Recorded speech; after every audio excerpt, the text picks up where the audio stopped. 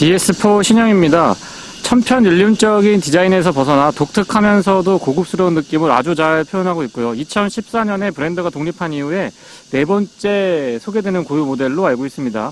전면부의 그릴은 독특한 전체적인 형태, 그리고 그 안쪽에 다이아몬드 패턴이 아주 인상적으로 잘 자리 잡고 있고요. 앞쪽에서 봤을 때에는 강인하고 좀 악동스러운 이미지가 있습니다. 측면에서의 느낌은 해치백이긴 합니다만은 승용차보다는 SUV에 가깝기 때문에 크로스오버로 봐야 되겠죠. 어쨌거나 측면에서 봤을 때, 앞쪽에서 봤을 때보다는 조금 더 차가 커 보이는 느낌이 있습니다. 키 언락을 했을 때 세레머니고요. 간결하면서도 화려합니다. 포들램프도 생각보다 굉장히 광범위하게 보여주는 편이고요. 키 언락을 하게 되면 바로 바깥쪽도 손잡이가 이렇게 팝업되는 형태를 띠고 있죠. 실내 앰비언트 라이트는 앞뒤 도어랑 크러쉬패드 쪽에 적용이 되어 있기는 한데요. 조금 더 적극적이었으면 합니다. 헤드램프는 매트릭스 타입 LED고요. 양쪽 모두 합쳐서 총 310개의 작은 LED로 구성이 되어 있습니다. 자연광보다는 백색광에 가깝고요. 광원의 폭이 상당히 넓고 매트릭스 LED답게 촘촘하게 꽉 차는 느낌이 아주 좋습니다. 보통 LED 헤드램프라고 하더라도 어떤 구간에서는 약간 아쉽게 마련인데 골고루 광원의 폭도 넓게 퍼지면서 직진성 상당한 수준입니다. 상향등과 하향등 그리고 비상등까지 모두 다 점등시킨 상태고요. 과감한 DRL은 방향지시등과 그 역할을 같이 하고 있습니다. 바깥쪽 거울 커버에도 LED 방향지시등 챙겨뒀고요. 바로 아래쪽에 잔상 같은 것들 크게 거슬리지 않고 다시 보더라도 확실히 매트릭스 LED 형태의 헤드램프가 촘촘하게 꽉 채워주는 느낌이 너무 좋습니다. 상하향의 변동폭도 제법 큰 편이고요. 상향으로 전환을 했을 때도 역시 넓고 멀리 가면서 초점 아주 또렷하죠. 3D 테일램프와 방향지시등 그리고 번호판 모조 등 모두 다 LED 구성입니다. 특히 방향지시등은 순차 점등 방식이고요. 테일라이트는 가까이에서 봤을 때 디테일이 상당합니다. 직렬 4기통 디젤 터보 엔진이 장착되어 있습니다. 배기량은 1499cc고요. 최고 출력은 131마력, 토크는 30.8kg/S입니다. 8단 자동 기어랑 매칭으로 이루고 있고요.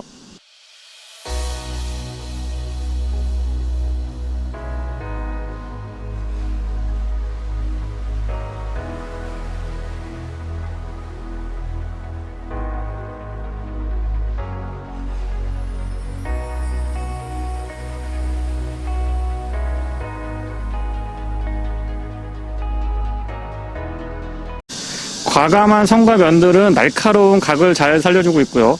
과하다는 느낌보다는 전체적으로 굉장히 조화가 잘 돼 있다는 느낌이 좋습니다. 휠 베이스는 전장에 비해서 넉넉한 편이고 앞쪽은 약간 오버행이 있긴 한데 뒤쪽은 짤막하기 때문에 돌격형이라고 표현을 좀 드려볼까요? 스포티하고 다이나믹한 주행을 엿볼 수 있는 디자인입니다.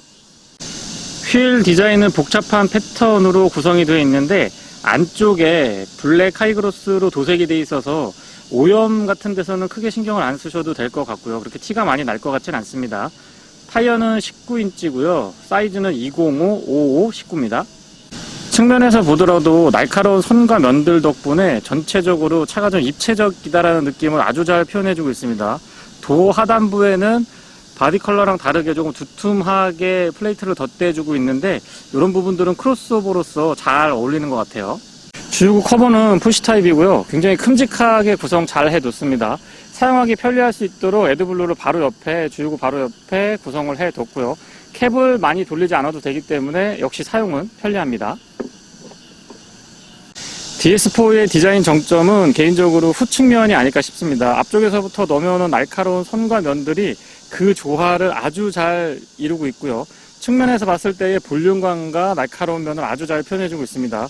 특히나 3D 테일라이트 덕분에 뒤에서 봤을 때의 그 존재감은 조금 더 배가 되는 듯 싶고요. 위쪽은 좁빗하면서 아래쪽으로 널쩍하게 떨어지는 라인은 안정감이 좋고요. 확실히 스포티한 느낌을 주는 해치백이라는 걸 다시 한번 뒤쪽에서 확인을 할 수가 있습니다. 테일라이트는 깊숙하게 파여 있는데요. 양쪽으로 떨어져 있는 것 같지만 디자인 패턴에서 가운데를 연결시켜주고 있기 때문에 그런 부분들은 훨씬 더 안정감 좋고 차량을 넓어 보이게 해주는 것 같습니다. 디퓨저는 전체적으로 공격적이고 과감한 디자인에 비해서는 조금 평범한 편에 속하고요.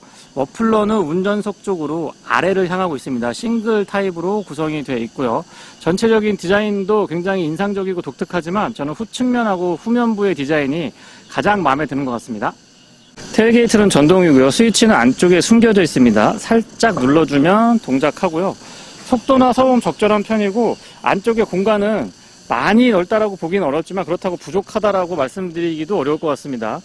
안쪽의 커버링은 역시 고급 해치백답게 꼼꼼하게 잘 마무리가 되어 있고요. 측면에 12V 파워 아울렛 그리고 LED로 조명도 있지 않았습니다. 바닥 공간도 이 패키징이 굉장히 꼼꼼하고요. 이 위쪽에 패드도 두툼하게 잘 처리가 되어 있습니다.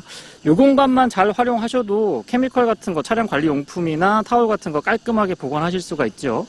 공간에 있어서는 아쉬움은 없고 뒤쪽에 러기지 스크린하고 제거하고 2열 등받이 한번 접어볼게요.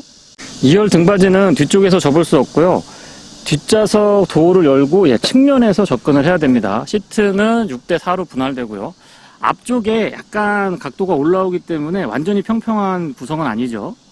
러기지 스크린하고 2열 등받이 제거하고 2열 등받이를 접었는데요. 공간 나쁘지 않습니다. 본격적인 SUV가 아닌 크로스오버 해치백 차량이기 때문에 차박이나 솔캠용으로 적당하다라고 말씀드리기는 어렵습니다. 왜냐하면 이 뒤쪽에서 접근할 때 여기가 너무 많이 높게 올라와 있어서 공간을 전부 다 평평하게 활용하기는 조금 수월하지 않을 수가 있기 때문에 말씀을 좀 드려보고요. 소소한 부분이지만 이런 커버에 금속 같은 걸 덧대주고 있어서 오염이나 흠집에서도 잘 견딜 수 있도록 요소요소에 배려를 많이 한 차량입니다. 위쪽에 보시면 양쪽으로 손잡이 구성을 해뒀고요. 가운데 버튼 눌러주시면 전동 테일게이트 닫을 수가 있습니다. 스마트키 디자인도 도톰하면서 고급스럽게 처리 잘 되어 있고요. DS 엠블럼 볼수록 고급스럽고 멋있습니다. 도어 손잡이는 앞뒤 모두 팝업 타입인데요. 잠그면 숨어 있다가 키 언락을 했을 때에 올라오는 방식을 채택해주고 있고요. 깔끔하게 동작합니다.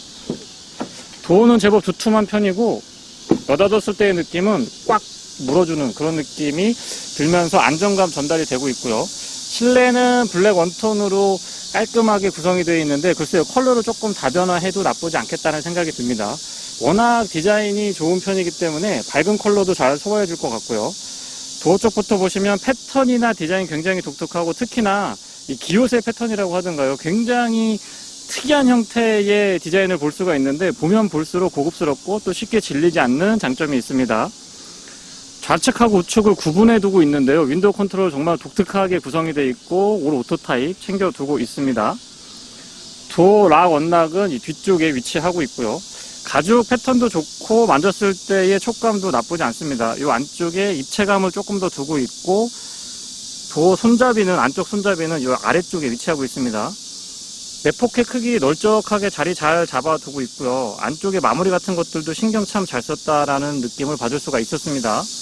아래쪽에 금속 재질로 플레이트 덧대주고 있고요. DS라고 레터링도 준비가 되어 있습니다. 시트는 보기에도 편안해 보이지만 특히나 이런 고급스러운 패턴 그리고 가죽의 질감 같은 것들 좋고요. 헤드레스트는 큼직하면서도 쿠션감이 좋아서 저는 굉장히 편했습니다. 제 체형에는 잘 맞았고요. 가죽의 두께감도 느껴지면서 부드럽기 때문에 이런 부분의 소재는 정말 참 잘 쓰고 있다라는 느낌이 듭니다. 스위치가 이 측면에 위치하고 있는데 이 부분 공간이 그렇게 넓지 않아서 조작할 때 경우에 따라서는 조금 불편하다라고 느낄 수도 있을 것 같고요. 시트 메모리는 2개까지 가능하고 수동이지만 안장의 길이 조절도 지원해줍니다. 센터터널 측면은 가죽으로 딱 감싸주고 있는데 저런 부분들이 일반형 해치백보다는 확실히 좀 DS4가 고급스러움을 지향하고 있다는 걸 다시 한번 볼 수가 있고요. 위쪽에 큼직하게 썬루프가 준비가 되어 있는데 완연한 파노라마 타입은 아닙니다만은 어쨌거나 유리 면적이 굉장히 넓은 편입니다. 페달은 일반형 적용이 되어 있고 금속하고 고무가 혼합되어 있고요. 풋레스트는 이런 데도 디자인 요소를 가미해서 보기에 참 예쁘게 구성 잘 해준 것 같습니다. 레버 잡아당기면 본닛 오픈하실 수가 있고요. 버튼 2번 누르면 뒤쪽에 전동 테일게이트 작동할 수가 있습니다. 틸팅 앤 텔레스코픽은 아래쪽에 레버 타입이고요. 수동으로 조작할 수 있습니다. 양쪽에 바깥쪽 미러는 안쪽에서 이 컨트롤러로 조작을 할 수가 있는데 금방 익숙해질 수가 있고요. 스티어링은 약간 D컷이죠. 밑쪽에 잘려 있는데 움푹 파여 있어서 입체감 있고 조금 스포티한 맛을 잘 살려줍니다. 3스포크 타입이라서 조금 더 스포티한 느낌, 다이나믹한 느낌들도 잘 전달되는 것 같고요. 시동은 버튼 타입입니다. 굉장히 독특하게 디자인이 되어 있죠. 클러스터 구성은 단순하면서 안쪽에 깊이 자리 잡고 있기 때문에 그런 부분에서는 주변이 밝더라도 크게 이 역반사되는 것들, 역광 같은 거 신경 많이 안 써도 될 것 같아서 사용이 편리했고요. 스티어링 좌측에는 어댑티브 크루즈 컨트롤에 관련된 기능들, 우측에는 인포테인먼트에 관련된 기능들 꼼꼼하게 잘 자리하고 있습니다. 크러쉬패드 상단이 글쎄요, 측면 센터 터널에 굉장히 고급스러운 가죽을 보고 나서 그런지 몰라도 이런 부분은 살짝 아쉽긴 했고요.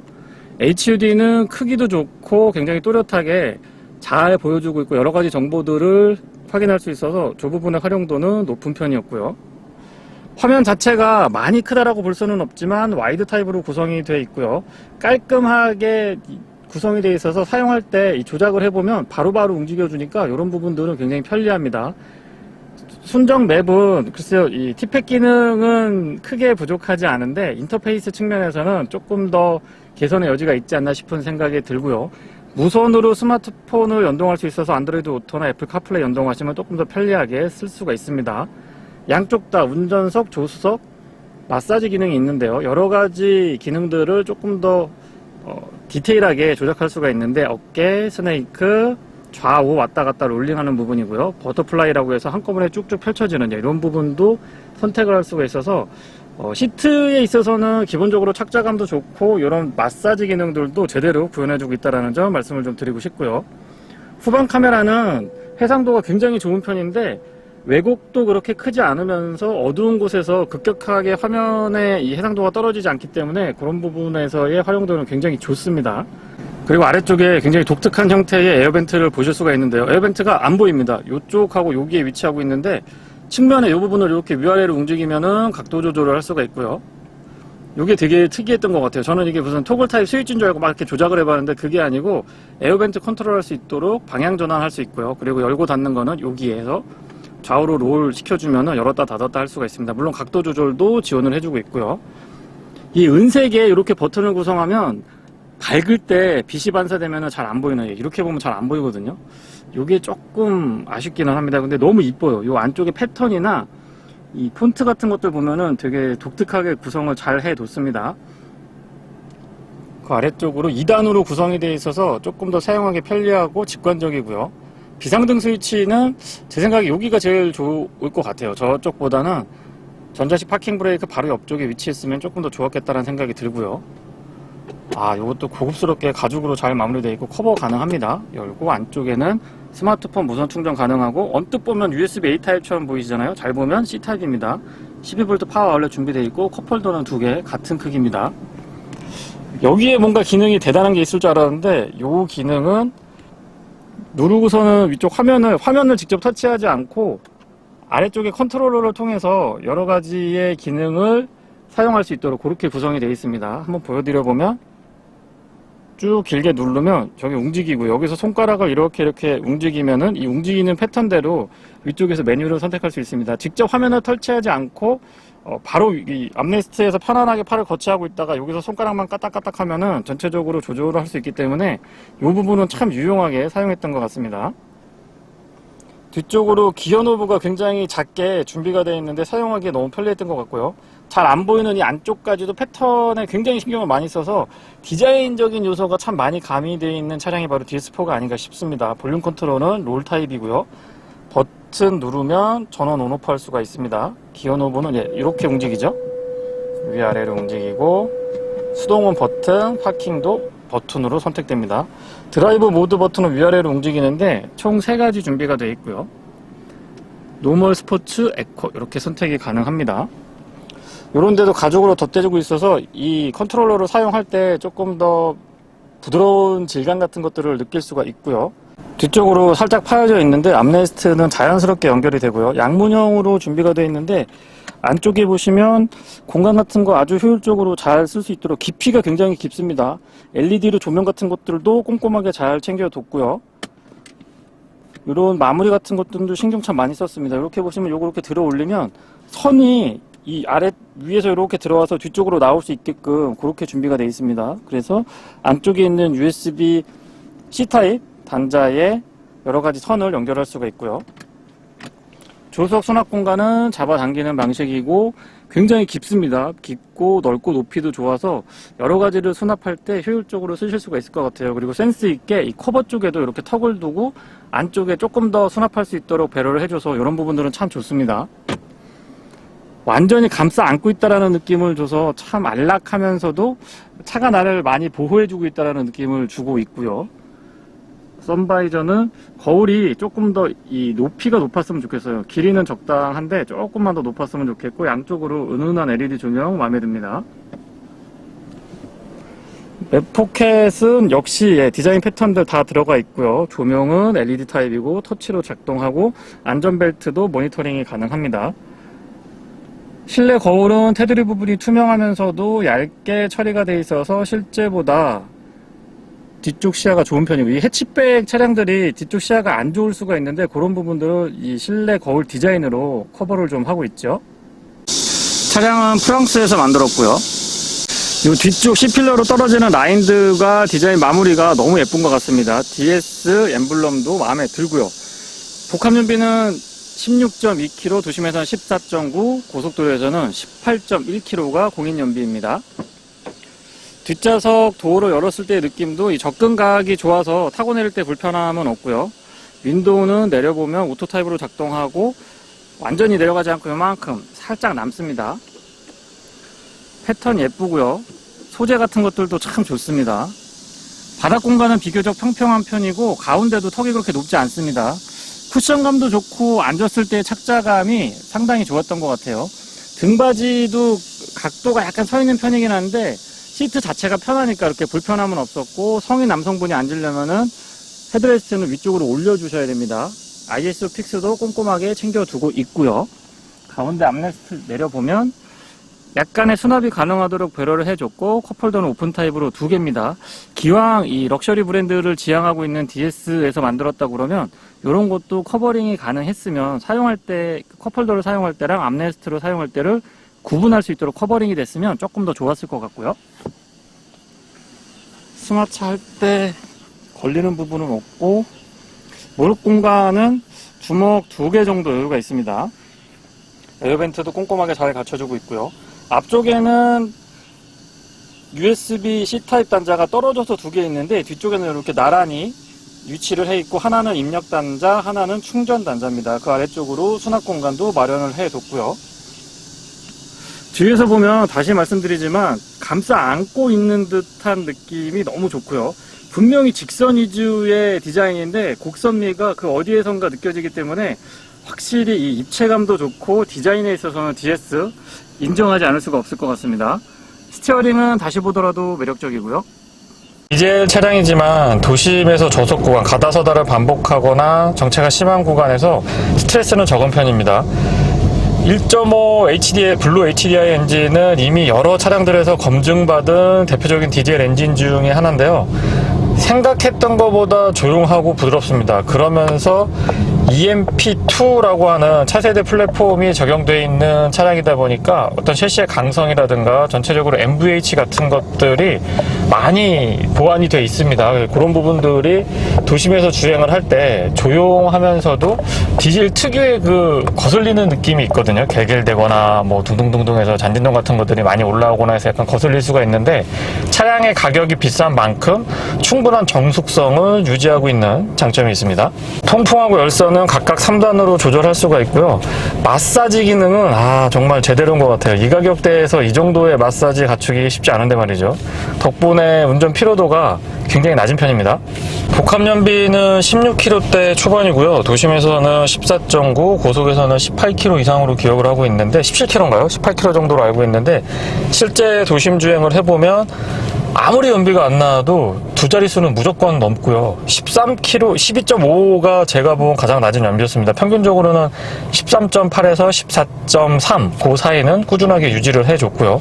오토 스탑앤고가 포함이 되어 있는데 지금처럼 시동이 꺼졌다가 켜질 때 아무래도 가솔린 엔진에 비해서 디젤 엔진은 이 둥 하고 치는 듯한 느낌이나 소음하고 진동에 취약할 수밖에 없는데 그런 부분들도 굉장히 매끄럽게 잘 대응해주고 있죠. 서스펜션은 앞쪽에 맥퍼슨 스트러, 뒤쪽에 멀티암 구조인데요. 해치백이긴 한데 SUV랑 전통적인 세단, 세단에서 해치백으로 파생된 모델의 중간 그 아주 애매한 포지션을 갖고 있는데 각각의 장점을 충분히 가지고 온 것 같습니다. SUV의 시야 같은 것들은 승용차보다는 SUV에 가깝고 전체적으로 이 디자인이라든가 실내 공간 같은 것들은 SUV의 그것을 충분하게 느낄 수 있도록 디자인을 아주 잘 했다고 생각을 하고요. 2022년에 올해의 가장 아름다운 차로 뽑힌 차량 중에 하나이기 때문에 디자인에 있어서는 여러 나라나 여러 전문가들로부터 검증받은 차량이죠. 소소한 부분이지만 이 방향지시 등을 켰을 때 저는 독일 차들의 그 소리보다는 이 소리, 지금 영상으로 전달이 될 것 같은데요. 이 방향지시 등이 개인적으로 제 취향에는 만족스러운 것 같아요. 매력이 있어요, 들을 때마다. 드라이브 모드는 세 가지 있거든요.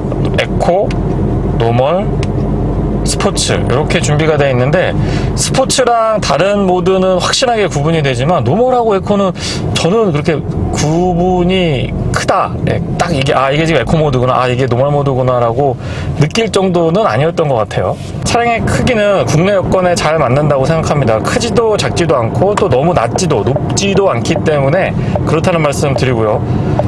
도로 여건이 좋은 것뿐만 아니고 복잡한 도시비나 좁은 주택가 골목 같은 데 다니시더라도 큰 부담은 느끼지 않으실 수가 있습니다. 카메라에 어느 정도까지 잡힐지 모르겠는데요. 이 차량의 HUD는 20인치가 넘는 걸로 알고 있습니다. 21인치 정도로 제가 기억을 하는데 굉장히 큼직해요. 그래서 기존의 HUD에 비교를 했을 때 분명히 차별화되고 확실한 장점을 갖고 있다고 생각을 하는데 마치 그냥 보조적인 형태의 HUD가 아니고 스크린이 하나 더 있는 것 같은, 클러스터가 큼직하게 저 앞쪽에 하나 더 있는 듯한 느낌을 주고 있어서 그런 부분들은 DS4의 분명한 장점 중에 하나가 될 것 같습니다. 어댑티브 크루즈 컨트롤은 완전히 정차했다가 재출발을 지원을 해주는데요. 도심에서 사용을 했을 때 완전히 정차했을 때 딱 켜면 바로 작동이 됩니다. 물론 조건에 따라서 어떨 때는 작동이 되지 않을 때도 있는데 일단 정차된 상태에서 출발하려고 할 때도 바로 작동할 수가 있고요. 최소 속도는 30km로 세팅이 됩니다. 디젤 차량들이 오토스탑앤고가 있고 기어가 조금 민감하면 굉장히 불쾌한 울컥울컥거림을 느낄 수가 있는데 그런 부분들은 DS4에서 크게 거슬리진 않았고요. 물론 이 구조적인 특성상 약간 그 특유의 그런 느낌들이 남아있기는 하는데 거슬리지 않는다라는 점도 확실히 해두고 싶고요. 서스펜션은 단단한 느낌이 아니고 부드러우면서도 유연함을 아주 잘 간직하고 있고요. 보통 이 정도의 유연함이나 부드러움을 간직한 차량들은 조금 속도를 내면 기우뚱기우뚱하거나 좀 불안한 모습들을 보이는 경우가 있는데 그런 모습이 전혀 없습니다. 굉장히 찰지고 안정감이 높다라는 느낌, 신뢰할 수 있는 승차감을 꾸준하게 유지를 해주기 때문에 이 차의 가격이 5천만 원을 넘어서거든요. 사실상 부담이 안 되는 가격은 분명히 아닌데 그런 어떤 분들은 그렇게 말씀하세요. 그 차가 무슨 5천만 원이나 넘어라고 이야기할 수가 있는데 제가 개인적으로 생각을 했을 때는 외관으로 보여지는 부분도 이 차는 분명한 화려함이 있습니다. 하지만 좀 전에 설명드렸던 부드러우면서도 찰지고 어떤 신뢰를 느낄 수 있는 안정감이 높은, 대단히 높은 이 승차감은 바로 이 5천만 원 이상의 차량 가격이 가치가 요런데 보이지 않는 부분에 있다라는 거를 다시 한번 좀 강조드리고 싶습니다. 이 승차감은 정말 만족스럽습니다. 메인 클러스터는 8인치로 기억하고 있고요. AV에는 10인치인데 고해상도 와이드 타입이다 보니까 사용할 때 불편하거나 좀 아쉽다라는 느낌은 받지 않습니다. 그리고 아래쪽에 실내에 리뷰할 때 제가 언급을 드렸는데 DS 스마트 터치라고 해서 5인치짜리 스크린 비슷하게 생겨서 컨트롤할 수 있는 컨트롤러가, 터치 타입 컨트롤러가 있거든요. 그런 부분들도 최근에 나온 차량답게, 그리고 왜 보여지는 부분에 신경을 굉장히 많이 쓰는 브랜드가 DS라고 생각을 하는데, DS다운 옵션 구성이라고 생각을 합니다. HUD의 속도나 어댑티브 크루즈 컨트롤, 그리고 조향 보조까지도 다양한 정보들을 아주 잘 담아주고 있는데요. HUD에 이런 정보들을 띄워주면 안쪽의 클러스터는 조금 심플하게 가져갈 수가 있습니다. 저 멀리에 화면이 하나 더 있다라는 느낌이 들고요. 다른 차량들보다 HUD랑 클러스터의 이 연결되는 느낌이 조금 더 자연스럽다는 기분이 들고요. 내비게이션도 큼직하게 띄워주고 여러 가지의 정보들을 효율적으로 보여주기 때문에 이 부분은 다른 차량들에 비해서 HUD 활용도가 좀 높은 편이라고 말씀드리고 싶고요. 소음하고 진동 대응도 굉장히 적극적인 편인데요. 이중 접합 차음 유리가 아니고 유리 자체가 많이 두껍지도 않음에도 불구하고 풍조름이나 공명 같은 것들 잘 대응해주고 있습니다. 노면에서 올라오는 소음이나 타이어 마찰음도 크게 거슬리지 않고요. 잔진동 같은 것들도 서스펜션이 몰캉몰캉한 것 같으면서도 좀 진득하게 잘 버텨주고요. 하드한 세팅은 아닌데 의외로 잔진동 같은 것들도 잘 버텨주면서 또 과격한 드라이빙을 할 때 코너링 가져가 보면 자세를 아주 잘 유지해주는 장점이 있습니다. 오디오도 한번 들어볼게요.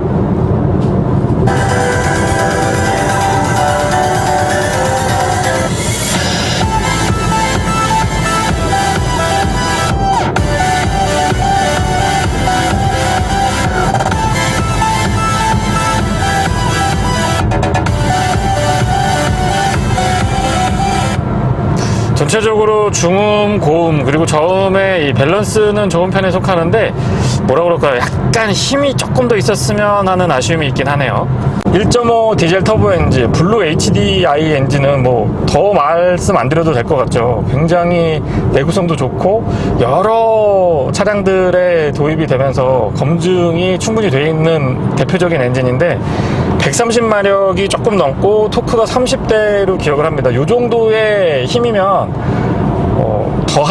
과하지는 않은데 차고 넘치지는 않은데 부족하다라는 느낌은 받지 않습니다. 다만 디젤 엔진이고 배기량이 이렇게 높은 편이 아니다 보니까 폭발적인 스타트나 순발력 같은 거는 기대하기 조금 어려울 것 같고요. 디젤 엔진의 특성상 두둑한 토크가 있다 보니까 그런 부분에서 힘이 부족하다라는 느낌은 주행할 때 받지 않습니다. 사운드 시스템은 포칼인데요. 스피커가 14개 포함되어 있다고 하죠. 잠깐 한번 들어볼까요?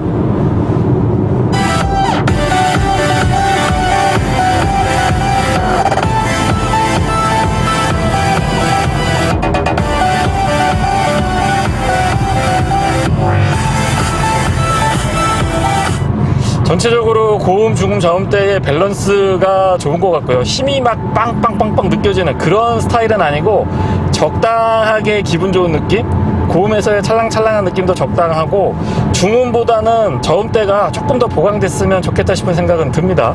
어댑티브 크루즈 컨트롤은 앞차와의 거리 조절 3단계로 가능하고요. 속도는 꾹 누르고 있었을 때는 10단위로 올라가고 살짝살짝 누르면 1단위로 올라갔다 내려갔다 합니다. 단계 조절이 3단계인데 정확하게 지켜지기 때문에 그런 부분들도 운전자로 하여금 좀 안전하다라는 느낌 받을 수가 있고요. 스티어링은 2세대 자율주행으로 치면 이제 2세대 정도가 되는데 조금 지속시간이 길었으면 좋겠습니다. 좌우에 치우치지 않고 가운데 중앙을 정확하게 유지해주는 부분은 굉장히 만족스러웠는데 글쎄 조금 더 유지가 더 됐으면 싶은 바람이 있습니다. 클러스터 안쪽에 지금 보시는 것처럼 안드로이드 오토 T맵을 사용하더라도 연동돼서 보여주니까 내비게이션에도 간단한 길 안내 같은 것들은 연동이 되고요. 클러스터 안쪽에서도 보여주기 때문에 그런 부분들은 국내 소비자분들의 선호도가 높지 않을까 싶습니다. 시속 100km는 수동 8단으로 고정을 했을 때 1550, 1600rpm 사이에서 구현이 되는데요. 배기량이 낮지만 차량의 힘이 어느 정도 있는 차량이고 8단 기어도 기어비가 촘촘하다라기보다는 균일하게 이렇게 좀 약간 띄엄띄엄 길게 가져가는 형태를 갖추고 있다 보니까 비교적 낮은 RPM에서 기준 속도를 뽑아주고 있습니다. 가뜩이나 MVH나 셰시 강성 그리고 이 여러 가지 좀 치밀하게 차량을 꽉 잡아주고 있는 그런 느낌들 때문에 정숙성이 좋은 편인데요. 낮은 RPM에서 기준 속도를 구현을 해주다 보니까 그런 부분에서도 도움을 받고 있는 것 같습니다. HUD는 지금 화면에 잡힐 것 같은데 정말 큼직하죠. 브레이크의 반응은 초반부터 담력 꾸준하게 가져갑니다. 극초반에 너무 민감하면 그것도 좀 불편함을 야기시키는데 그렇지는 않았고요. 그렇다고 앞쪽에서 너무 물컹한 느낌이 들면 제가 개인적으로 생각을 했을 때는 디젤 엔진에 오토 스탑 앤고가 있기 때문에 도심에서 주행할 때 이 세 가지가 같이 작동하면은 좀 불편한 울컥거림을 느낄 수가 있는데 브레이크 세팅을 꾸준하게 초반부터 꾸준하게 쭉 담력을 가져가다 보니까 어색한 느낌이나 불편한 느낌을 잘 상쇄시킨 것 같아요. 디자인도 그렇고 구성도 그렇고 정말 괜찮은 브랜드인데 국내에서 그리고 전 세계적으로 봤을 때 유럽의 프랑스나 몇몇 국가를 제외한다라고 하면 인지도가 상대적으로 부족한 게 참 아쉽습니다. 차량을 타보면 구성도 좋고 장점이 참 많은 차량인데 인지도가 부족한 부분이 어떻게 보면은 좀 단점이면서도 개인적으로 아쉬운 점이라고 말씀을 드리고 싶고요.